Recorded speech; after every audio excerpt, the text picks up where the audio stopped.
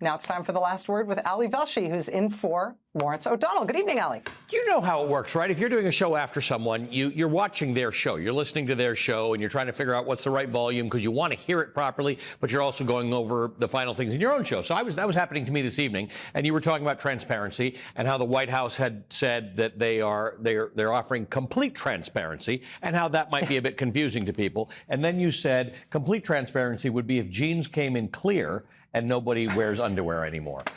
And you know what? That landed. I understand complete transparency much better now. I got to tell you, Ali, do not blame anybody on the Rachel Maddow Show staff. That was a totally unauthorized ad lib on my part, and I take complete responsibility for what I have done to your brain by putting that image there. I'm very sorry. I'm thinking a lot about transparency. Thank you, my friend, and your producers are safe. Rachel, have a good evening. Thanks, Ali.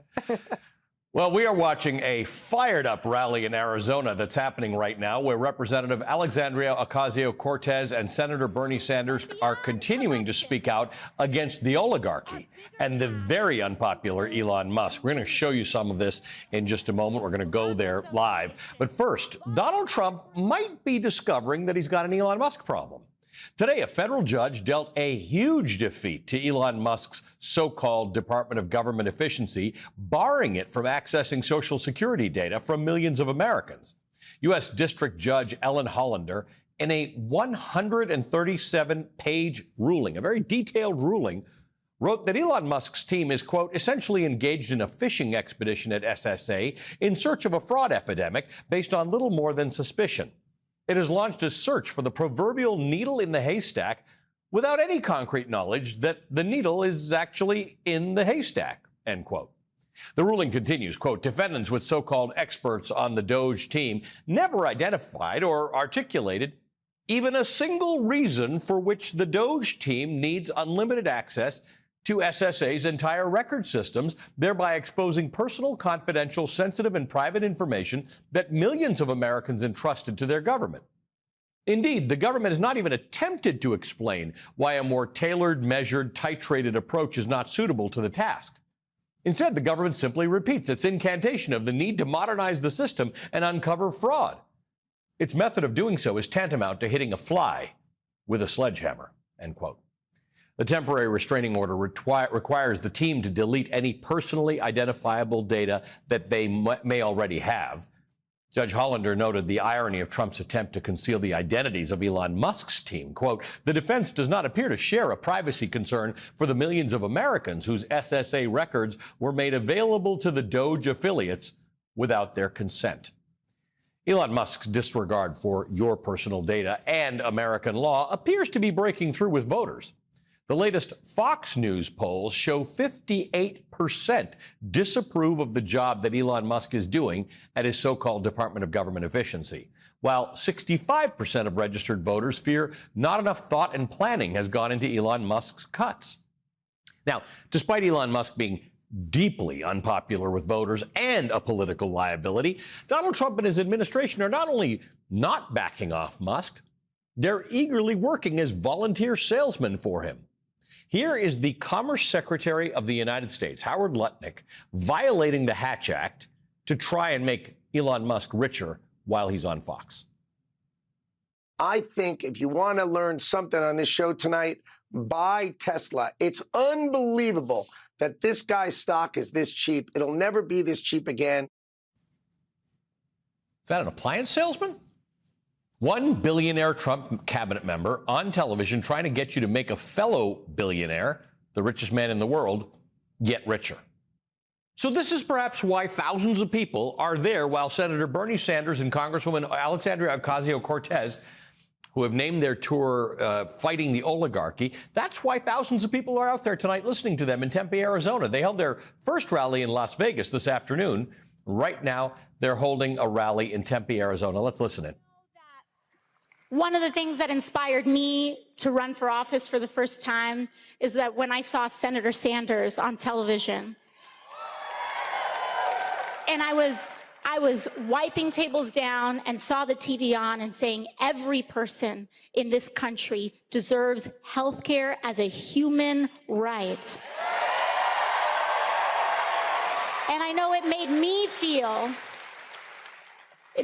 feel almost for the first time that this isn't something that we should earn. This is something that should be afforded to all of us because we are human. Because we are human. And I just want to thank him, and so let's give him the most earth-shaking round of applause.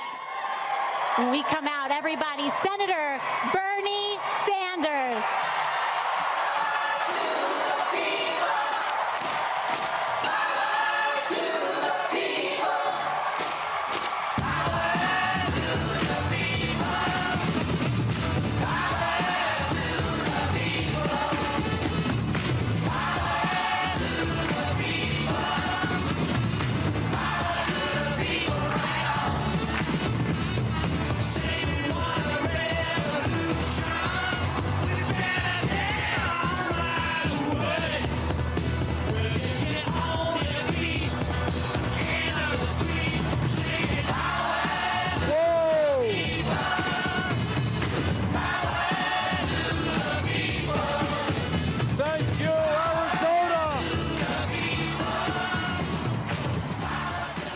This is an unbelievable turnout, and I think we got many thousands of people outside.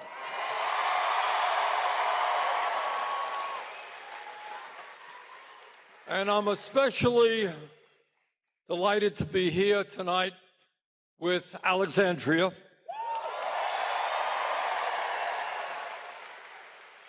You know, when Alexandria was a little girl, she helped her mom clean homes to make the money the family needed. And she is one of the members of Congress who has not forgotten where she came from.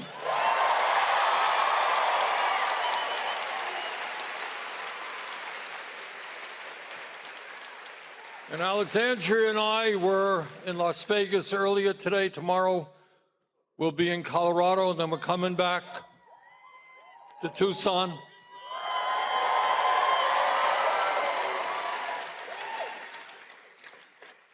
Because we have a message for Mr. Trump. And that is, we will not allow you to move this country into an oligarchy.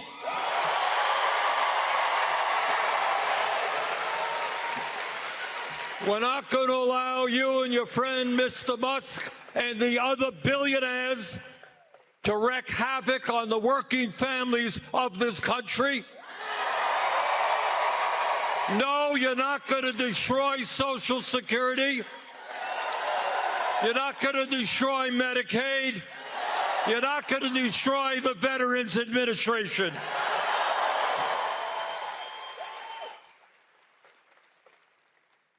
And I'll tell you what else you're not going to do. We're not going to let you undermine the democracy that men and women in this country have fought and died for.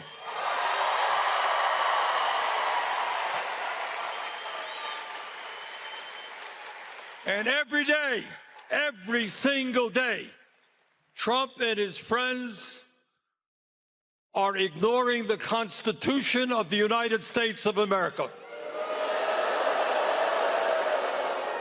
You know, when we were kids in elementary school, we read about American history and about how this government, our government, was formed and the Constitution was written. I got news for you. Those guys way back in the 1790s were nobody's fools. They understood that in our Constitution and in our government, you had to have a separation of power so that no one person had it all. And they created an executive branch, a legislative branch, and a judiciary. And every day, Trump is trying to take power away from the Congress. He is trying to take power away from the judiciary. unbelievably, when a court makes a decision, you can agree with it, you can disagree with it. Most of us thought that Citizens United decision was a horrible decision. Most of us thought that the decision to override Roe v. Wade was a terrible decision. But in our form of government, you don't impeach judges for writing a decision you disagree with. In our form of government, unless you are a coward, you don't sue the media because they report on things you don't like.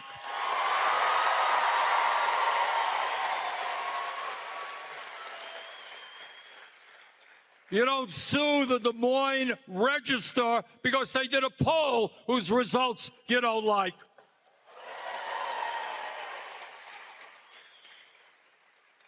In the democratic society, we understand that criticism and debate is what makes this country great. And unless you are a coward like Trump is, you welcome that debate and that discussion.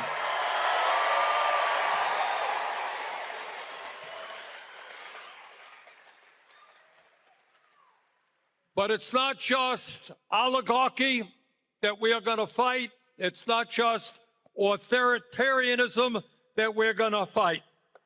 We will not accept a society today in which we have massive income and wealth inequalities, where the very rich have never done better while working families are struggling to put food on the table.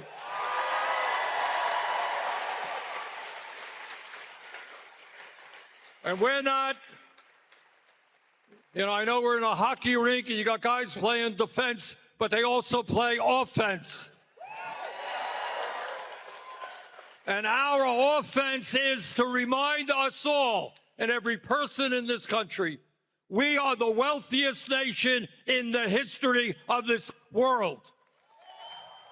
All right, we're going to continue to monitor this rally. Alexandria Ocasio-Cortez and Senator Bernie Sanders are in Tempe, Arizona, at a remarkable rally with a lot of people in it. This is akin to these town halls that we've been seeing. Well, their idea is they've got this fight oligarchy thing, and they're going into places that voted Republican to try and rally people around the idea of stopping what Donald Trump and Elon Musk are doing. Now, we got a good friend of ours inside that rally right now, so we're going to Tempe, Arizona. NBC News political reporter, my colleague, Nnamdi Egwuonwu, is there.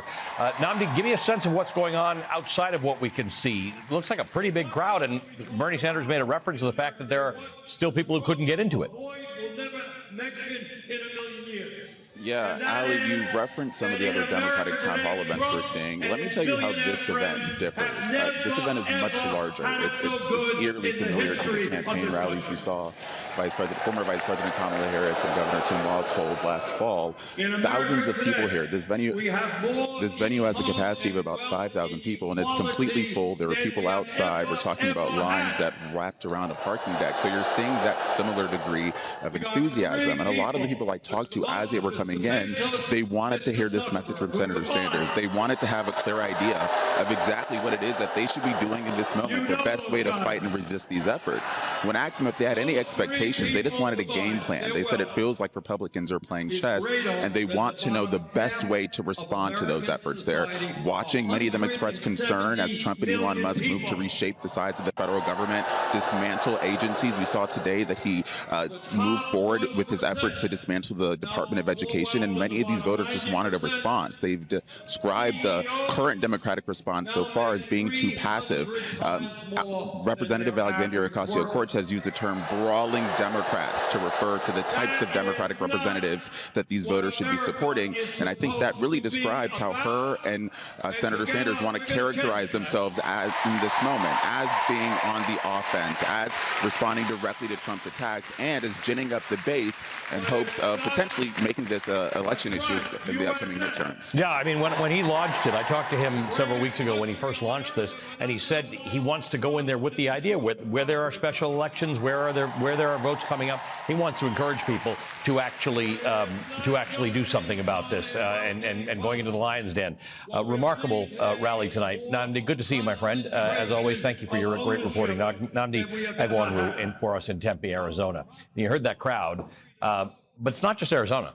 Town halls are packed across this country. Our next guest is the freshman Congresswoman, Dr. Kelly Morrison. She had so many voters show up to her town hall tonight, she wasn't able to actually leave to get to the studio to be on our show from the studio that we had arranged. So she's joining us now from the venue in Bloomington, Minnesota, because that's what you should do. You should stick to where your voters are. You're there to listen to them.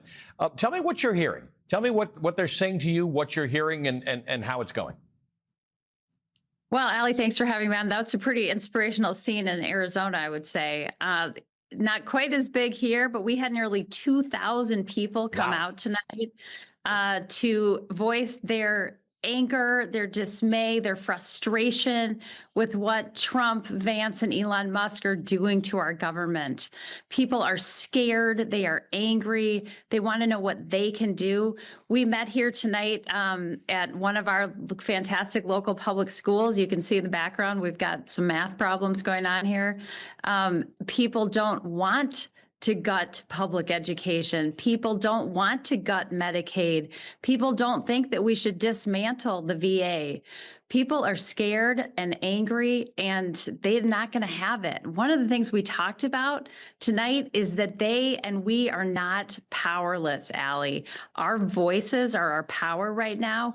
We need to share our stories. We need to organize. We need to focus our energy, I think, right now on stopping this Republican budget. And there is a lot of energy and excitement to do that out there. Yeah, and you heard what Bernie Sanders and Alexandria Ocasio-Cortez were talking about, that we are not going to let you do this. It's not just a matter of you have agency and you're a voter and you should be involved. It's the message that's coming from them and you and others is stronger than that. It's that we have the power to stop this and we will stop you. That's exactly right. Ultimately, it's going to be on us, the American people, to stand up together and say that this will not stand. This is not what people voted for. Trump has done nothing to lower the costs for everyday Americans. All he is doing is destroying things. He's dismantling our social safety net. He's dismantling education. He's dismantling our scientific leadership. He's dismantling the alliances that we've relied on to prevent world war for 80 years. The American people don't want it, Allie. Let me ask you about one of the things that Bernie Sanders just brought up and that you bring up. And I often like to talk to you because you're a medical doctor, and that's important in this context. But there's something else going on. Your 3rd district in Minnesota is home to nearly 28,000 veterans. There are a lot of veterans in this country. And one of the things that we're supposed to do in this country, because we ask people to stand up and put their lives on the line for our country, is that we'll take care of them afterwards. The cuts to the VA are resonating across this country and are motivating a lot of these town halls. That is for sure. And Allie, you know, I'm the proud wife of an Army combat veteran, and I have the utmost respect for people who put on the uniform to protect our country, put their lives on the line for the United States. And we have a contract with them, and that is that we will take care of them after they've served. So to see veterans disrespected the way that they are, they always have been by Donald Trump, but he has now fired more veterans than any administration in history. And of course, there was that memo that leaked that showed that they have much bigger plans, as many as 83,000 veterans. And remember, 1/3 of our federal workforce are veterans. These are people who are continuing to choose to be public servants even after they've already served. They deserve our respect, and they deserve the care and the resources that we promised them. I always appreciate the time you take, so I'm going to book you already now just to say that you and I need to continue to talk about the budget and the very dangerous cuts that are in there. But I always appreciate that you do make time to come on with us. Congresswoman Kelly Morrison, thank you for joining us. Thanks so much, Allie. Well, the Republican Congressman Derek Van Orden of Wisconsin is dodging in-person town halls, including one today in Eau Claire. But that didn't stop his constituents from showing up and demanding answers. Elon Musk proposes to cut tens of thousands of jobs from the Veterans Administration. My question is, how is that going to improve services to veterans? I'm a college student here, and I guess my question for Derek Van Orden is, will I have a future? My question for Mr. Van Orden is, where are you, and how can your constituents reach you? All right, so as you can see, he's not there. The residents of Wisconsin's 3rd Congressional District directed questions to an empty chair reserved for Congressman Van Orden. Our next guest is the Democrat, Rebecca Cook. She lost to Congressman Van Orden by just 2 points in 2024. Last week, Rebecca Cook announced that she's running against Van Orden in 2026 in Wisconsin's 3rd District, and I hope he's going to show up for some meetings when you're running against him. This is quite something, Rebecca. The Republicans who are not doing things, they're not showing up. People want to talk to their elected representatives, and that is their right in America. Yeah, I mean, I think it's been an utter failure of leadership on Derek Van Orden's part. And that's part of the reason why I was getting into this race here in March and getting in early, is I think that we have to really hold people like Derek Van Orden and this administration accountable and to hold his feet to the fire. And there's been not just today, but a number of opportunities for Derek Van Orden to engage with his constituents, and he's failed to do so. And that's a big part of the job of being a member of Congress, is showing up and listening to people. And so, we have, as you probably know, a very important Supreme Court race happening here on April 1st in our spring elections. And so it's all gas, no brakes until then. But I'm going to be hosting opportunities for people around this district to be able to have community conversations, to be talking about the things that Derek Van Orden is voting for and how it's impacting them, and the big things that this administration has been doing that's been a real detriment to working families in this district. And it's very clear that the appetite is there. I want to just pop into Tempe, Arizona again, where Alexandria Ocasio-Cortez and Bernie Sanders are going in. And I mean, this is a 5,000 person rally, and there are apparently hundreds, if not thousands of people outside who didn't get in. I just spoke, as you heard, to Congresswoman Kelly Morrison, and she had 2,000 people show up at a town hall. Representative Van Orden said he's not doing any more. And I'm just going to read this to you. He said he'll hold a series of online Zoom meetings to address constituent concerns. And this is why, quote, there's been a group of George Soros-funded agitators going around the country disrupting town halls being held by Republicans, end quote. A group of George Soros-funded agitators.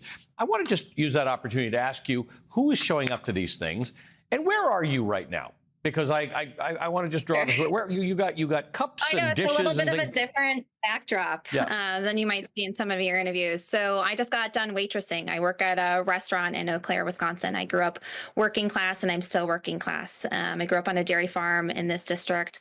And, I think to Derek Van Orden's point, he's not showing up to listen to working families. The people that are showing up at these town halls are people that work regular jobs like I do. They're waitresses, they're small business owners, they're union workers, they're farmers, and they're looking for answers. And he's not providing them. And so, I think that we need to continue to recruit regular people off the sidelines that understand what working families are struggling with and that are going to fight like hell to expand the middle class. And I think that that's our duty to be doing right now. And people are fearful with a lot of the things that are happening, and they're screwing with people's lives. And I think it's an opportunity for us as Democrats to really show solidarity and leadership, and to get out there and hold these folks accountable. How much money did you take from George Soros last year? Zero. Thank you. And you know what? I don't know if you saw the news. He's been taking money from Elon Musk in the same way Elon Musk has been dumping money into our Supreme Court race here in Wisconsin. And, I'm backed by grassroots support. If you're interested in supporting me, you can go to cookforwisconsin.com to learn more about my background and platform and support this campaign. Thank you so much for being with us tonight. We appreciate that. Rebecca Cook is a Democratic candidate for Congress in Wisconsin's 3rd Congressional District. Okay, I want to go back to Arizona, Tempe, Arizona. Senator Bernie Sanders is speaking to a very fired-up crowd of thousands who are paying 40, 50% of their limited incomes for housing.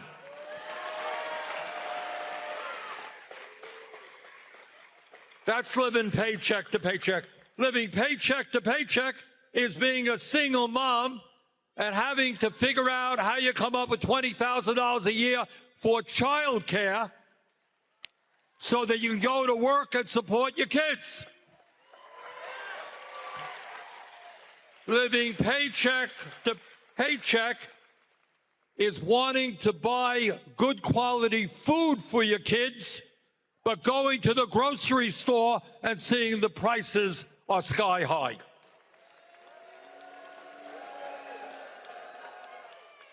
Living paycheck to paycheck is getting sick and wondering whether or not you can afford to go to the doctor, wondering whether or not you could take your kids to the doctor. That's living paycheck to paycheck. Living paycheck to paycheck is not having the money to pay off your credit card debt and month after month paying 20, 30% interest rates on that credit card. You tell me now, what did I miss? What is living paycheck to paycheck about? Say that again. She got paid yesterday. She's got no money today. You paid off your bills. All right, what else?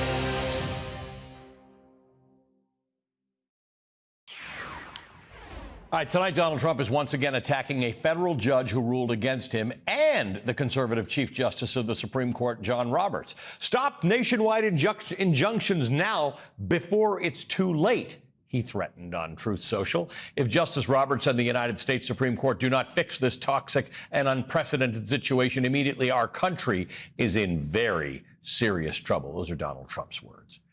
Trump is now giving orders directly to the Supreme Court and, I don't know, maybe threatening them? What does he mean, before it's too late?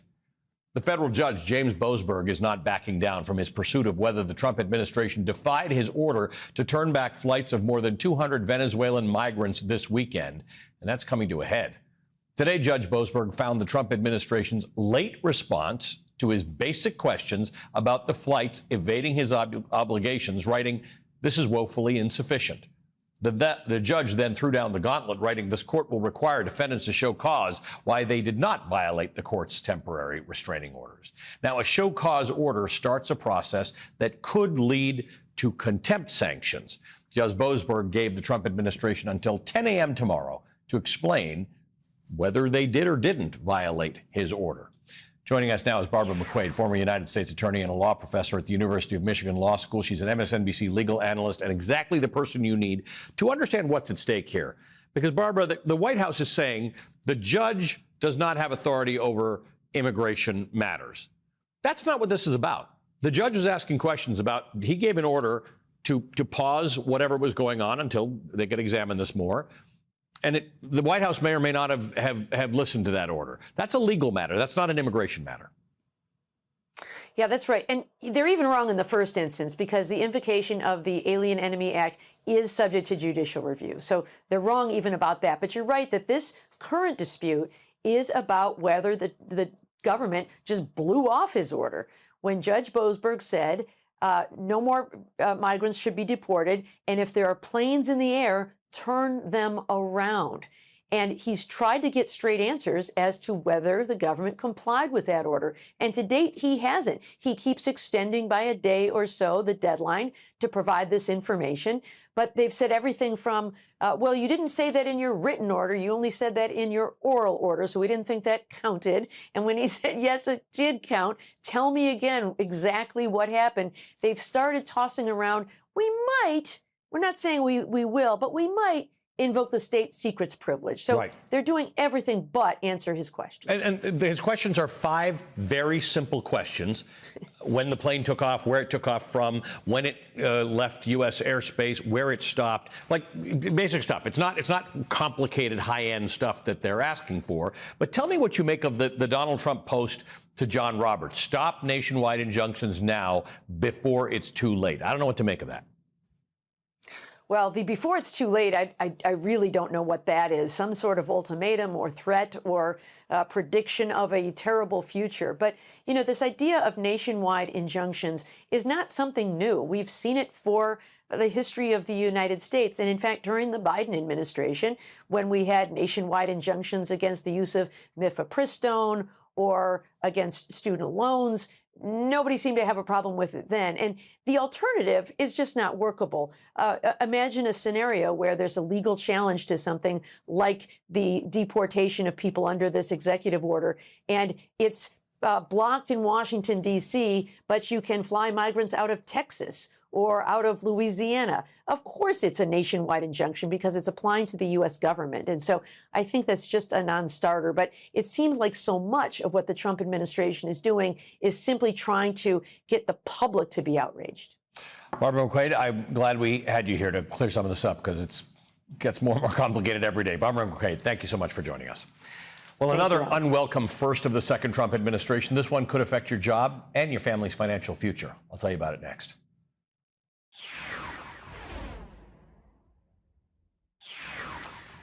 All right, another unwelcome first in the Trump 2.0 era. We, the people who make up the workers, the producers, and the consumers in the United States, are now officially on recession watch. Prominent longtime economic forecaster UCLA Anderson has issued its first ever recession watch. It says Trump policies, if fully enacted, promise a recession, end quote. CNBC summarizes the UCLA Anderson forecast said the reductions to the workforce from the administration's immigration policies could create labor shortages. Tariffs will raise prices and could lead to a contraction in the manufacturing sector, while changes to federal spending will reduce employment for government workers and private contractors, end quote. That's not high-level economics, by the way. That's anybody could come up with that. A new Fox poll shows that voters are very worried about the economy under Trump, even more so than at the end of last year. 79%, this is a Fox News poll, 79% of respondents have a negative view of the U.S. economy. 71% expect a recession this year, including half of Republicans. And yes, most voters do blame Trump. 58% disapprove of his handling of inflation. 56% disapprove of his handling of the economy overall.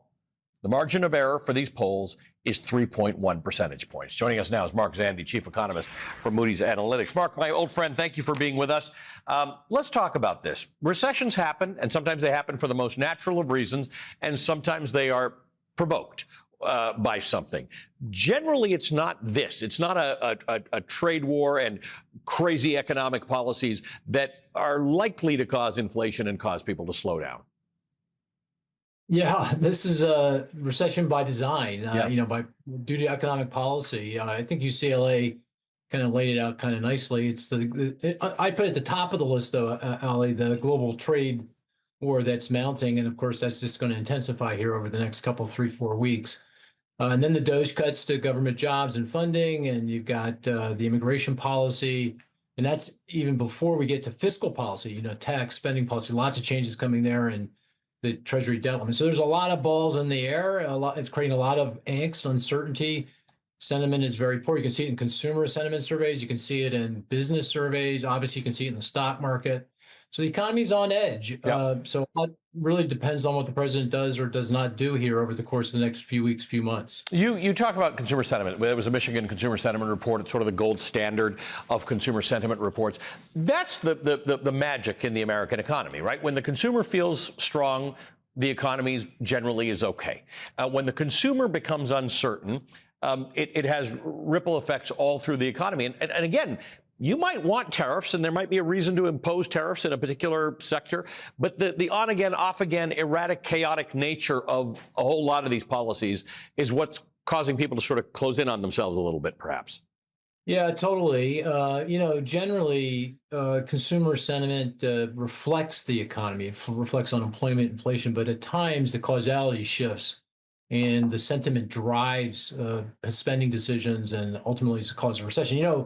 Recession is a loss of faith. It's a loss of faith by consumers that they'll hold on to their jobs and business people that they'll be able to sell whatever it is they produce. So if we lose that, and it feels like we're kind of right on the edge of that happening, recession becomes much more likely. Now, I don't want to be overly alarmist, and the president can turn this thing around pretty fast. And he is, shown in the past that he can pivot, and he pivots very quickly and declares victory and moves on. So I think it's, very possible, and I'm hopeful and, expect that to happen. But if it doesn't, then yeah, I think we should brace for impact. We're going in. Yeah, you can like Donald Trump and his policies or not, but none of us are wishing for a recession because millions of people get affected by that. So I hope you're right that things turn around. But it's always good to see you, Mark. Thank you, as always, Chief Economist for Moody's Analytics.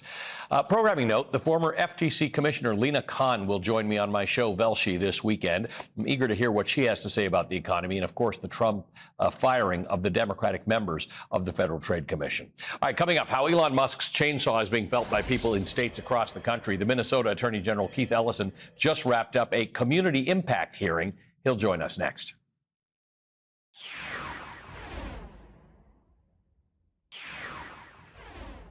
The lawsuits that we are filing really are not about partisanship. They're about the rule of law. The fact of the matter is that attacks on our Constitution and our right to representative government are not acceptable, and we will not tolerate it. They cannot tear down institutions like the Department of Education, which is designed to help educate our families and our children. That was Minnesota Attorney General Keith Ellison tonight at a community impact meeting with 3 other Democratic attorneys general who have sued the Trump administration over his dismantling of the Department of Education. Tonight's meeting was a chance for Minnesota voters to learn how the cuts that Elon Musk and Doge are pursuing are going to hurt them in their schools and their hospitals, but also how their states are fighting back. And it comes just one day after the Attorney General Keith Ellison and fellow state attorneys general won a victory in which a federal judge has now forced the government to reinstate nearly 25,000 probationary federal employees.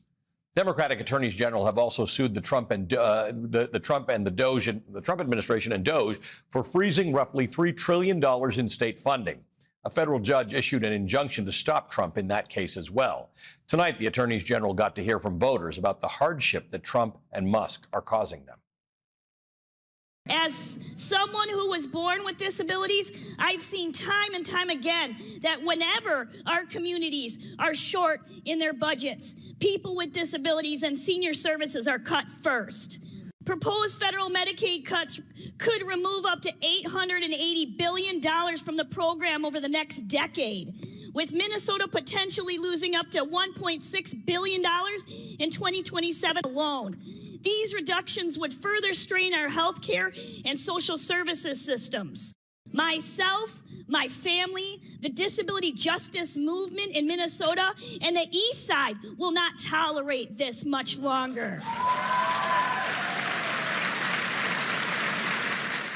Joining us now is the Minnesota Attorney General Keith Ellison.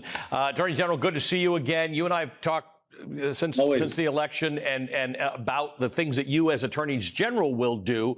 But now we're talking about this woman who said, we will not take this for much longer. We have a rally going on in Tempe, Arizona with Bernie Sanders and Alexandria Ocasio-Cortez. And they're saying, we're not going to let you tear down these government institutions. We're not going to do that. There's a lot of energy behind this now. There's a ton of energy. People have coming together. They're raising their voices. We had well over 1,000 people. Maybe we had about 1,300. Wow. And people were mad, and they were explaining all the ways that these horrible executive orders are hurting them and their families. We had heard from people who are veterans. We heard from people in the disability community. We heard from people who were summarily fired as federal workers, and they are getting hot. And I believe them when they say they will not take it much longer. And for instance, you and these other attorney generals had the success in having, and we were just watching, Bernie Sanders is still continuing in Tempe, Arizona. You had a success in getting the government to reinstate some of these probationary workers.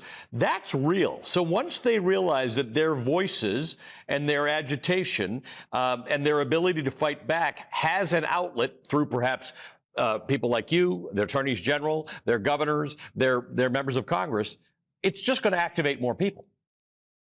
Absolutely. People are getting encouraged by the courage that they're seeing other people demonstrate. And let me tell you, I had folks, Matt Plotkin from New Jersey, Tish James, Chris Mays, Kwame Raoul coming from all different states. We started our Attorney General roadshow in Arizona. We're continuing in Minnesota, but now we're moving on to Oregon and we're moving on to Colorado. We got plans. We're going to keep on talking to the people, and we're going to keep on litigating and bringing these issues forth, not only in the courtroom, but also in the court of public opinion. I know you've been busy today, so I don't know if you saw this, but Donald Trump posted on Truth Social what appears to be a warning to Chief Justice Roberts to stop. He says, stop the nationwide injunctions before it's too late. He said, if Justice Roberts and the United States Supreme Court do not fix this toxic and unprecedented situation immediately, our country is in very serious trouble. First of all, there's nothing toxic and weird about nationwide injunctions. In most cases, injunctions having to do with the federal government would be nationwide. But what do you think he means before it's too late? I think he's threatening the court. I think that, he has threatened the press. I mean, he's sued ABC. He's kicked AAP out because they won't use his silly lingo. He's threatening universities. He's threatened federal workers. And now he's threatening the courts. This is the stuff of dictatorship. There's no other way to put it. He's trying to tear down every institution that Americans rely on. When you start threatening judges and you start telling the chief judge what he better do, that's dangerous stuff, particularly after Justice Roberts just said the other day, hey, look, he took the unprecedented step of going to call out the president, to say you cannot threaten impeachment and all this stuff. If you don't like the process, if you don't like a ruling, appeal it. That is the way we do things for the last 200 years in America. That was an extraordinary step, and it's absolutely crazy that he would have to do it, but I'm glad that he did. Minnesota Attorney General Keith Ellison, always a pleasure to talk to you. Thanks for joining us tonight. We always appreciate it. Always. Thank you. All right. Have a good one. We'll be right back.